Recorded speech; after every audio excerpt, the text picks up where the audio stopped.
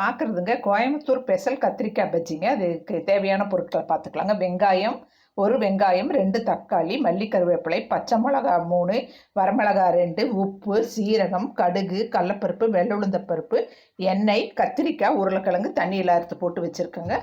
நம்ம தாளிக்கிறது இப்போ எண்ணெய் ஊற்றலாங்க. எண்ணெய் காயட்டும். இப்போ எண்ணெய் காஞ்சிருச்சுங்க. அதில் இந்த கடுகு, சீரகம், கடலப்பருப்பு எல்லாம் இருக்கு இல்லைங்களா, போட்டுக்கலாங்க. போட்டுட்டு பொடியுதுங்க. வெங்காயத்தை போட்டுடலாங்க. தக்காளியை போட்டுடலாங்க. பச்சை மிளகாவை போட்டுடலாங்க. மல்லி கருவேப்பிலையை போட்டுடலாங்க. இதுலேயே உருளைக்கிழங்கு கத்திரிக்காய் போட்டுட்டேங்க. இப்போ உப்பை போட்டுட்டேங்க. குக்கரில் 1 டம்ளர் தண்ணி ஊற்றிட்டு 3 சவுண்டு விட்டு நம்ம பார்க்கலாங்க.